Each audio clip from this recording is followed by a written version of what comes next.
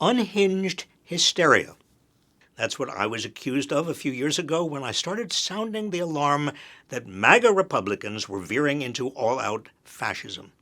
But now that Trump and his regime have deployed the military within the United States, sent masked thugs into our cities to terrorize and abduct people, arrested lawmakers who questioned them, and started building mass detention camps, it doesn't seem so hysterical, does it? If you're as concerned as I am, I hope you'll find this collection of videos useful to better understand what fascism is, the forms it has taken in the past, how it has returned to threaten us again, and ways we can fight back.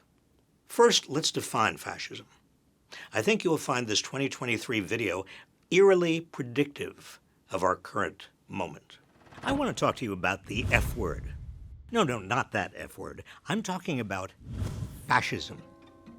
Is Donald Trump really a fascist, as some would say? Or is the word authoritarian sufficient? The term fascism is often used loosely, but you can generally identify fascists by their hate of the other, vengeful nationalism, and repression of dissent. To fight these ideas, we need to be aware of what they are and how they fit together. Let's examine the 5 elements that define fascism and what makes it distinct from and more dangerous than authoritarianism. First, the rejection of democracy in favor of a strongman. Authoritarians believe strong leaders are needed to maintain stability, so they empower strongmen, dictators, or absolute monarchs to maintain social order through the use of force. But fascists view strong leaders as the means of discovering what society needs. They regard the leader as the embodiment of society, the voice of the people.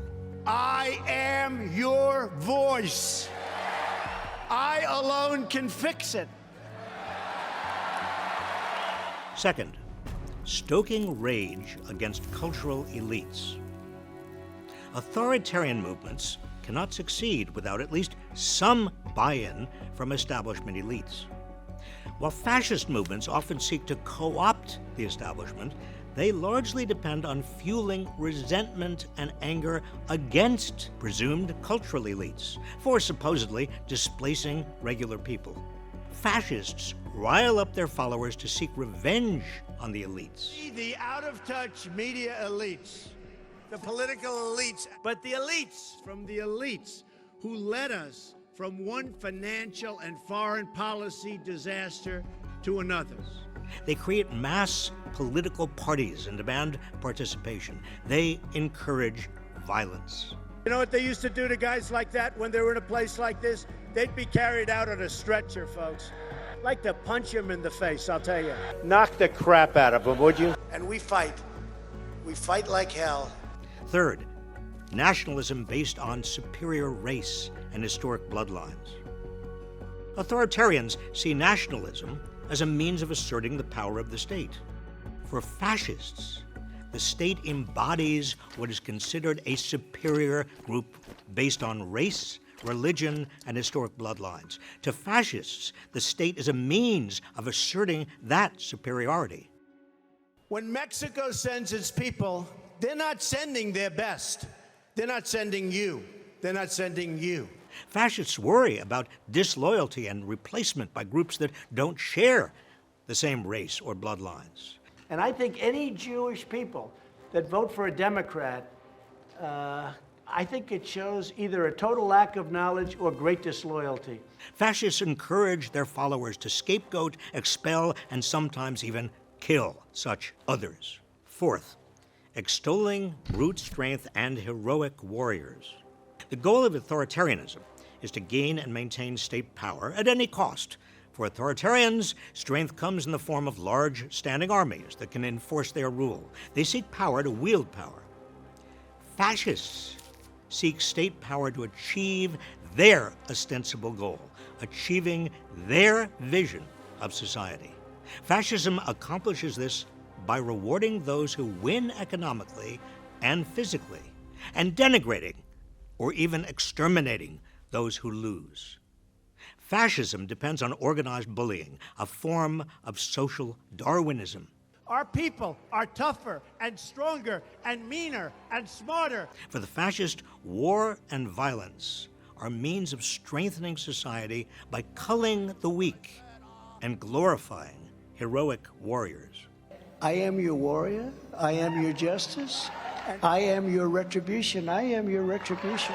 Fifth and finally, disdain of women and LGBTQ+ people. Authoritarianism imposes hierarchies. It's about order. Fascism's idea of order is organized around a particular hierarchy of male dominance. The fascist heroic warrior is male. Women are relegated to subservient roles. In fascism, anything that challenges the traditional heroic male roles of protector, provider, and controller of the family is considered a threat to the social order. Fascism seeks to eliminate homosexuals, non-binary, transgender, and queer people because they are thought to challenge or weaken the heroic male warrior. I will ask Congress to pass a bill establishing that the only genders recognized by the United States government are male and female, and they are assigned at birth. These 5 elements of fascism fit together and reinforce each other. Rejection of democracy in favor of a strong man depends on galvanizing popular rage. Popular rage draws on a nationalism based on a supposed superior race or ethnicity. That superior race or ethnicity is justified by a social Darwinist idea of strength and violence, as exemplified by heroic warriors. Strength, violence, and the heroic warrior are centered on male power. These 5 elements find exact expression in Donald Trump. His uniquely American version of fascism is rooted largely in white Christian nationalism. It is the direction that most of the Republican Party is now heading in.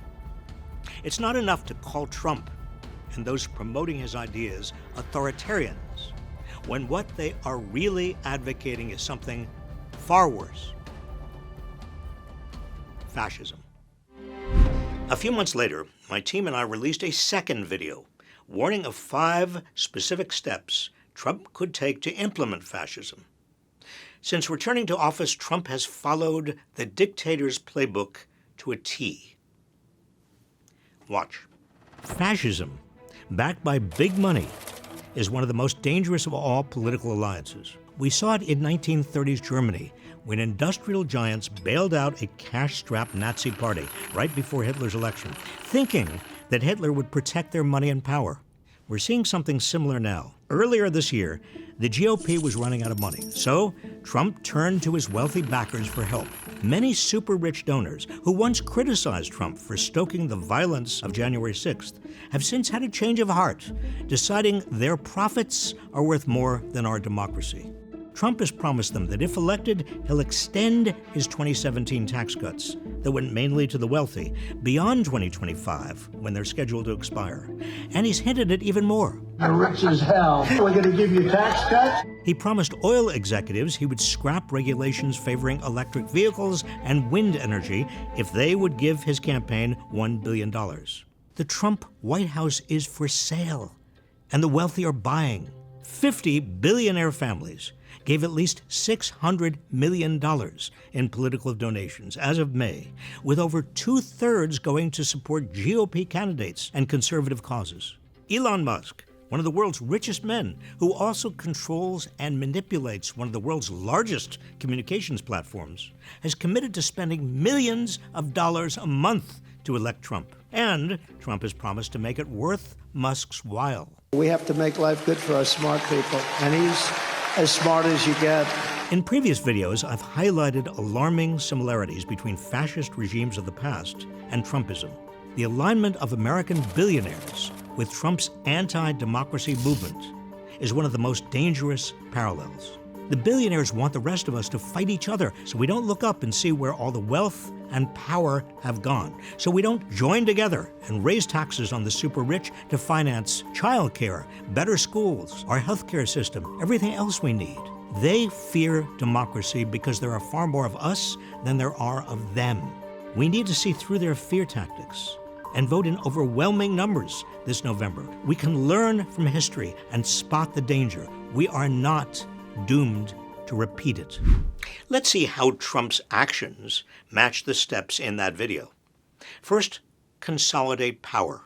With uncanny similarity to the 1933 purge of Germany's civil service, Trump has driven out public workers. His goal is to replace civil servants who are loyal to the Constitution with henchmen who are instead loyal to him. Next, establish a police state. I'm speaking to you from California, where Trump deployed the U.S. military against the will of the governor. Across America, masked ICE agents have been terrorizing people and abducting them off the streets, caging them in makeshift detention camps, or deporting them to foreign torture prisons with no due process. This will get worse as the $170 billion for immigration enforcement in the Big Ugly Bill turns ICE into the largest federal law enforcement agency in the country. What does he plan to do with that funding? He's already started to jail the opposition. So far, we've seen a Democratic mayor, a Democratic senator, and a Democratic city controller violently detained for questioning this regime. Meanwhile, a Democratic congresswoman was indicted after visiting an ICE facility. How about his attempts to undermine the free press? With frivolous lawsuits meant to intimidate news organizations and funding cuts for public broadcasting, his strategy plays into a bigger, more sinister attack, not just on the media, but on our minds. Why is Trump trying to fire you? Well, Elmo thinks it can marry me because Mr. Trump is mad at Sesame Street for making fun of him. I'm Donald Grump, and I have more trash than all of you, so yeah.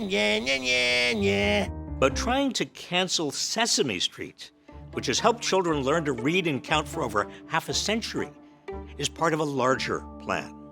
Trump is waging a war on the American mind. Throughout history, tyrants have understood that their major enemy is an educated public. Slaveholders prohibited enslaved people from learning to read. The Third Reich burned books. The Khmer Rouge banned music. Stalin and Pinochet censored the media. And Trump, like past authoritarians, wants to control not just what we do, but also how we think. He has embraced one of the mottos from George Orwell's 1984. Ignorance is strength. He knows that an uninformed public is easier to divide and conquer. I love the poorly educated. There are 5 facets to the authoritarian attack on our minds. Number 1, rewrite history. The protagonist of 1984 works in the so-called Ministry of Truth, where he's made to literally rewrite history because Big Brother knows that he who controls the past controls the future. That's chilling in a dystopian novel. It's even scarier in real life, where Trump and his MAGA cronies are making schools whitewash slavery and segregation, cover up the genocide of Native Americans, and erase the LGBTQ rights movement. Authoritarians know that if they can convince us our country has never been wrong, they can make us believe our ruler is always right. If they can make us forget how brave activists fought for change in the past, they can stop us from seeking change in the future. Rewriting history goes hand in hand with the next facet of the attack on our minds. Number 2, gut education. As Trump tries to abolish the Department of Education, he's also proposing to cut funding for K-12 public schools and to force universities to give him influence over student admissions, faculty hiring, and what's taught. As a professor, I know firsthand how education empowers young people's minds. We can't have a functioning democracy if people cannot deliberate critically about it. That's why authoritarians replace education with indoctrination. Children will be taught to love America. Children will be taught to be patriots. Instead of teaching students to think for themselves, authoritarians seek to instill blind allegiance and to suppress dissent. That's why the Italian and German fascists of the 20th century immediately turned their country's educational systems into instruments of the party. Placing a chokehold on universities also relates to the next facet of the attack. Number 3, dismantle science. By freezing university research grants and attacking the National Institutes of Health, the National Science Foundation, and USAID, Trump is stifling medical and scientific research, and his cuts to the Centers for Disease Control and the Food and Drug Administration put all of us at risk. He's also abducting scientists who disagree with his administration. Can you imagine a crueler way to rob America of the global intellectual capital that has helped us become the world leader in scientific research?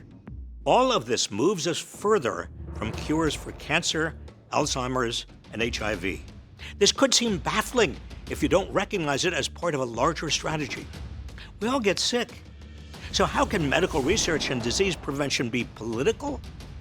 Because science acknowledges objective facts. Authoritarians insist that the ruler is more powerful than the facts. As Orwell wrote, it means a loyal willingness to say that black is white when party discipline demands this. Another way to attack facts? Number 4, suppress the media. As I call it, the fake news media. From suing ABC and CBS over their news coverage, to threatening to strip network broadcast licenses, to defunding PBS and NPR, Trump is trying to silence major news sources. He wants control over what information Americans can or cannot get. A free press exists to question authority and help the public question it as well. But authoritarians insist they must never be questioned. Don't ever say what you said. That's a nasty question. Authoritarians want to consolidate state power over what the public can know. The final facet of the authoritarian attack on our minds also attacks our spirit, which brings us to number 5, attack the arts. The arts exist to provoke us, challenge our thinking, and help us see beyond ourselves. They're an important and independent aspect of an educated society, which is why authoritarians have historically attacked the arts. So it's no surprise that Trump is canceling grants from the National Endowment for the Arts, dictating what's displayed at the Smithsonian, and has installed himself as the chair of the Kennedy Center for the Performing Arts. To limit art is to limit free speech and expression. It's a crucial step that authoritarians use to silence anyone who dissents through creativity. Added up, these 5 facets of Trump's attack on the American mind render us less informed, less inspired, and easier to control. They empower him to divide us with hatred and fear, and they prevent us from discovering that we have more in common with one another than with the authoritarians who try to rule us. This attack on our minds reduces our capacity for self-government because ignorance is the handmaiden of tyranny. Please help spread the truth by sharing this video. Fascism comes in different forms. With their version of it, Trump and his supporters dangerously merge fascism with religion. Here's how. Donald Trump is portraying himself as a religious savior. He says Election Day will be Christian Visibility Day. Trump has repeatedly compared his criminal trials to the crucifixion of Jesus, promoted videos calling his re-election, quote, the most important moment in human history, and that describe him as a divinely appointed ruler. A shepherd to mankind who won't ever leave nor forsake them. So God made Trump. He claims to be a holy warrior against an imaginary attack on Christianity. They want to tear down crosses, but no one will be touching the cross of Christ under the Trump administration. I swear to you. He's even selling his own version of the Bible, We must make America pray again. Trump is playing to a rising white Christian nationalist movement within the Republican Party. I say it proudly, we should be Christian nationalists. Christian nationalists believe that the law of the land is not the Constitution, but instead the law of God, as they interpret it. Trump supporters are increasingly overt in their calls to replace democracy with a MAGA theocracy. The church is supposed to direct the government, and I'm tired of this separation of church and state junk. We're meant to be a Christian nation. We should be a Christian nation. Welcome to the end of democracy. We're here to overthrow it completely. We didn't get all the way there on January 6th, but we will endeavor to get rid of it and replace it with this right here. That was a cross he was holding. The idea that the will of voters is irrelevant because God has anointed Trump was a recurring message in the efforts to overturn the 2020 election. Because it is not Joe Biden that rules this country. Jesus Christ is the king of everything in this world. Christ is king! Christ is king! Christ is king! In previous videos, I've highlighted how MAGA Republicans have embraced core elements of fascism. The combination of fascism and Christian nationalism is called Christofascism, a term first used half a century ago by the theologian Dorothy Zola. Fascists rise to power by characterizing their opponents as subhuman. Christofascists take it a step further by casting opponents as not just subhuman, but actually demonic. People like Nancy Pelosi, she's a demon. Framing opponents as enemies of God makes violence against them not only seem justifiable, but divinely sanctioned and almost inevitable. We are going to put on the armor of God.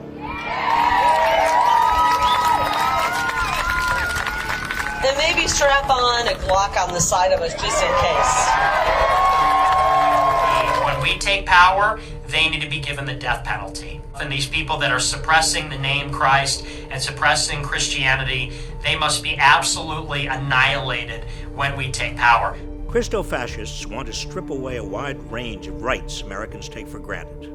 Former Trump staffers involved in developing plans for a second Trump term have called for imposing biblical tests on immigration, overturning marriage equality, and restricting contraception. And MAGA-aligned judges are already setting their dogma ahead of the Constitution.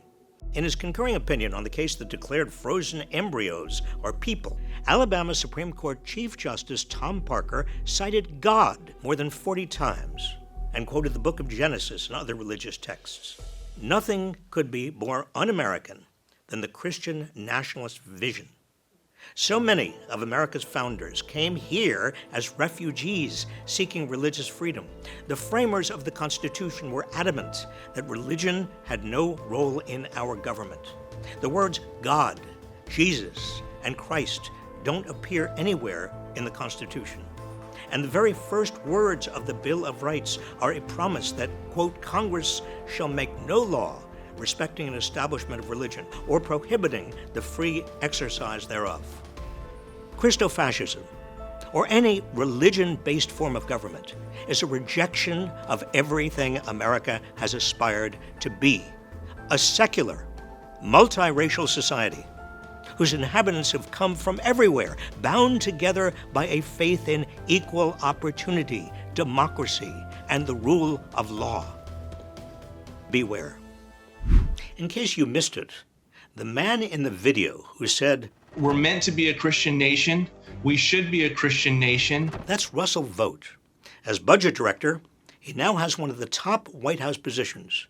He was also one of the leaders of Project 2025, which created a playbook for transforming the presidency into a dictatorship.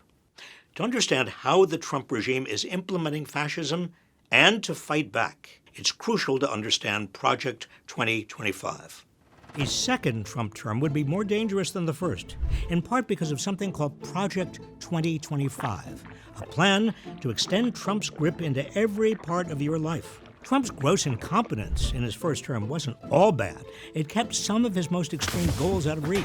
That's why his inner circle, including more than 20 officials from his first term, have written a step-by-step playbook to make a second term brutally efficient. At nearly 1,000 pages, it's longer than most Stephen King novels, and a lot scarier. The Associated Press wasn't kidding when they called it a plan to dismantle the U.S. government and replace it with Trump's vision. Project 2025 is a roadmap to ban abortion, give greedy corporate oligarchs everything they want, and strip Americans of our most basic freedoms, all without needing any support from Congress. There's more to it than I can possibly get into, but here are 3 things I want you to know. Number 1, how would Project 2025 work? Every nonpartisan government agency would be turned into an arm of the MAGA agenda. Some of the worst things Trump reportedly tried to do as president, like have the military shoot protesters or seize voting machines to overturn the election, were only stopped because sensible leaders in the military or the professional civil service refused to go along with it. In a second term, there would be no sensible leaders in the military or professional civil service because Trump would fire anyone more loyal to the Constitution than to him. You're fired. Trump started the process in October 2020 with an executive order that would have let him fire tens of thousands of civil servants and replace them with MAGA henchmen. I'm talking about traditionally non-political positions like scientists at scientific agencies and accountants at the IRS. Trump could not act on the executive order then because he lost the election. If he wins now, he's pledged to pick up where he left off and go further. Making every executive branch employee fireable by the president. Number 2, Project 2025 is about controlling Americans' lives and bodies. Restricting abortion is such a central part of Project 2025 that the word abortion appears 198 times in the plan. Trump largely made good on his campaign promise to ban abortion. You have to ban it. Thanks to Trump's Supreme Court justices, 1 in 3 American women of childbearing age now lives in states with abortion bans. Project 2025 would make that even worse, without needing new laws from Congress. Page 458 of the playbook calls for a MAGA-controlled FDA to reject medical science and reverse approval of the medications used in 63% of all abortions, effectively banning them. Page 455 plans abortion surveillance and the creation of a registry that could put people who cross state lines to get an abortion at risk of prosecution. Another way around Congress is to enforce arcane laws that are still technically on the books. Page 562 plans for a MAGA-controlled Justice Department to enforce the Comstock Act of 1873, which bans the mailing of, quote, anything designed, adapted, or intended for producing an abortion. This could be used to block the shipment of any medications or medical instruments needed for abortions. But Project 2025's control of American families goes even further. It plans for government agencies to define life as beginning at conception, a position at odds with the process used for in vitro fertilization. Page 451 declares that, quote, families comprised of a married mother, father, and their children are the foundation of a well-ordered nation and healthy society, thereby stigmatizing single parents, same-sex couples, unmarried co-parents, and childless couples. Project 2025 even takes a stand against adoption, declaring on page 489 that, quote, all children have a right to be raised by the men and women who conceived them. Number 3, Project 2025 would turn America into a police state. Now, maybe you live in a blue city or blue state where you think plans like arresting teachers and librarians over banning books, which is on page 5, could never happen. Well, guess again. Trump has said one of the big things he'd do differently in a second term is override mayors and governors to take over local law enforcement. You're supposed to not be involved in that. You just have to be asked by the governor or the mayor to come in. The next time, I'm not waiting. Page 553 lays out how to do this, and even plans for Trump's Justice Department to prosecute district attorneys he disagrees with. Immigration enforcement is to be conducted like a war, with the military deployed within the U.S. and millions of undocumented immigrants rounded up and placed into newly constructed holding camps. This is outlined starting on page 139. Members of the Project 2025 team also reportedly told the Washington Post about plans to invoke the Insurrection Act to deploy the military against anti-Trump protests. There's much more to Project 2025. There are more than 100 pages of anti-environmental policies that would help Trump make good on what he reportedly promised to do for oil executives if they contribute $1 billion to his re-election. It would make drilling and mining a top national priority, while killing clean energy projects, barring the EPA from regulating carbon emissions, and replacing government climate scientists with climate deniers. There are even cartoonishly cruel plans like slaughtering wild horses. Yes, that's really there on page 528. I thought I understood the stakes of this election, but reading this plan, well, it gives me chills. If Trump gets the chance to put this plan into place, he will. The country it would turn America into would be hard for any of us to recognize. There's one more element of fascism we need to discuss. That's the role that the super rich have historically played in propping up fascists. This video from right before the election can shed some light on that. You've heard Trump's promise. I'm going to be a dictator for one day. History shows there are no one-day dictatorships. When democracies fall, they typically fall completely. In a previous video, I laid out the defining traits of fascism and how MAGA Republicans embody them. But how could Trump, or someone like him, actually turn America into a fascist state? Here's how, in 5 steps. Step number 1, use threats of violence to gain power. Hitler and Mussolini relied on their vigilante militias to intimidate voters and local officials. We watched Trump try to do the same in 2020. Proud Boys, stand back and stand by. Republican election officials testified to the threats they faced when they refused Trump's demands to falsify the election results.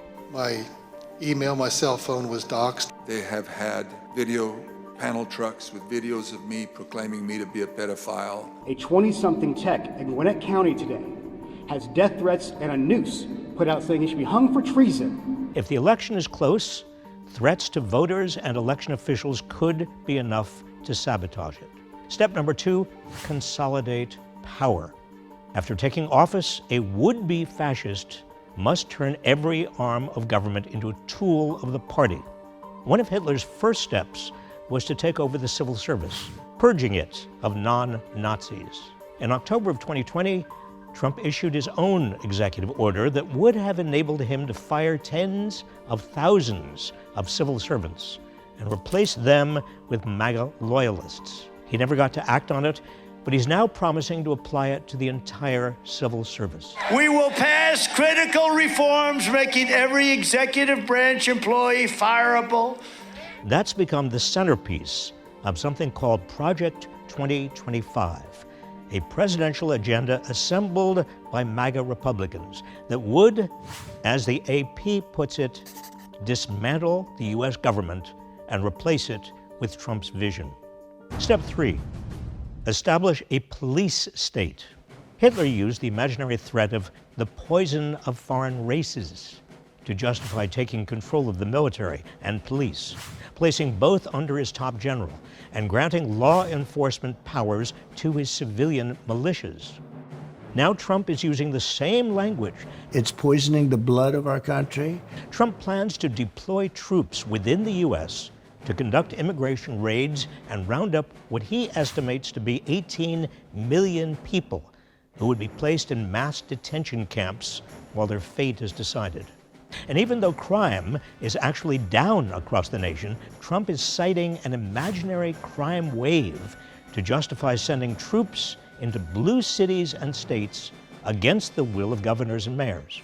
You're supposed to not be involved in that. You just have to be asked by the governor or the mayor to come in. The next time, I'm not waiting. Trump insiders say he plans to invoke the Insurrection Act to have the military crush civilian protests. We saw a glimpse of that in 2020, when Trump deployed the National Guard against peaceful protesters outside the White House. And with promises to pardon January 6 criminals and stop prosecutions of right-wing domestic terrorists, Trump would empower groups like the Proud Boys to act as MAGA enforcers. Step 4, jail the opposition. In classic dictatorial fashion, Trump is now openly threatening to prosecute his opponents. If I happen to be president and I see somebody who's doing well and beating me very badly, I say, go down and indict them. They'd be out of the election. And he's looking to remake the Justice Department into a tool for his personal vendettas. As we completely overhaul the Federal Department of Justice and FBI, we will also launch sweeping civil rights investigations into Marxist local district attorneys. In the model of Hitler and Mussolini, Trump describes his opponents as subhuman. The radical left thugs that live like vermin within the confines of our country. Step number 5, undermine the free press. As Hitler well understood, a fascist needs to control the flow of information. Trump has been attacking the press for years. They are truly the enemy of the people. And he's threatening to punish news outlets whose coverage he dislikes. He has helped to reduce trust in the media to such a historic low that his supporters now view him as their most trusted source of information. Within a democracy, we may often have leaders we don't like, but we have the power to change them at the ballot box and through public pressure. Once fascism takes hold, those freedoms are gone and cannot easily be won back. We must recognize the threat of fascism when it appears and do everything in our power to stop it. So far, Trump and his billionaire backers have largely gotten what they wanted out of the bargain. The big, ugly budget bill delivered on both the tax cuts for the rich and major giveaways to big oil in exchange for devastating cuts to the social safety net. And his biggest billionaire backer, Elon Musk, got a whole lot of what he wanted, thanks to Doge, despite their falling out. When extreme consolidation of wealth intersects with extreme consolidation of power in a fascist regime, that's a vicious combination. But we're not powerless. Giving into Trump's tyranny only invites more of it.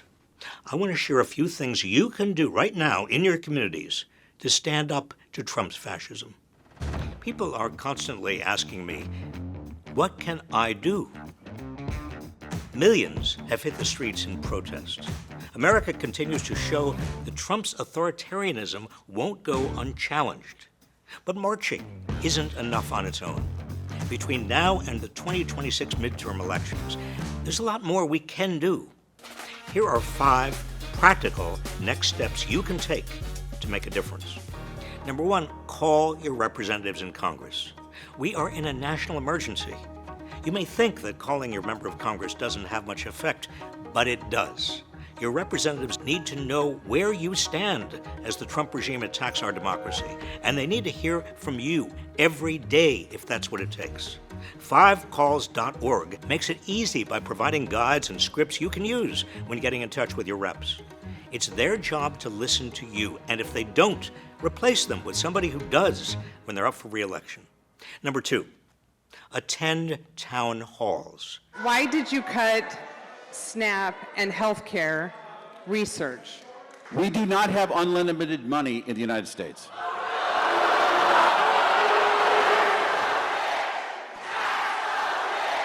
If you haven't been to one, start now. It's easy. You can find upcoming meetings held by your representatives near you at indivisible.org. And when you're there, ask questions, speak up, and bring friends. A big part of standing up is showing up. Number 3, join local resistance groups or organize one yourself. Start with groups related to issues that have motivated you to protest and follow up with organizers after the events to see how you can continue to support the efforts. This helps build solidarity. It also helps build a political organization for the future. Use online resources and attend virtual trainings from organizations like the ACLU and 5051 to learn about the basics of organizing. Because remember, we are the leaders we've been waiting for. Number 4, boycott corporations and organizations that are caving to Trump. Your dollar is a source of power. Use that power by boycotting corporations and organizations that either support Trump or fail to denounce his authoritarianism. The Tesla boycott has proven effective. How does it feel to lose $800 billion? Law firms that cave to Trump have lost business to those that have stood up to him. They're losing clients like McDonald's, Oracle, Morgan Stanley, a major airline. Target's profits are tanking after rolling back their DEI initiatives. Black economic power is real. Companies rely on your spending, so vote with your dollars. Number 5, protect the most vulnerable in your community. The Trump regime is not only targeting undocumented people and anyone it suspects is undocumented, but it's going after judges. It's stoking violence toward elected officials. It's trying to take away the rights of LGBTQ people. Join with others in your community to stand up to these attacks. Document what you see happening. Report it. Speak out. You need to stop kidnapping people off the street. If you hear people making malicious or bigoted statements, refute them. The Charlottesville marchers, I respect their views. You really shouldn't. Support local politicians who are standing up to the Trump regime. Support mutual aid groups that are serving people in your community. Thousands of local projects and community groups you can connect with to learn more. Friends, democracy is not a spectator sport. It's not something we can just pick up and put down, especially when the stakes are as high as they are now. I know things seem dire, and they are, but you are not alone. And I believe in you, all of you. Together, we will stand up for democracy. And together, we will win. Thank you for watching. Please help spread the word by sharing this video.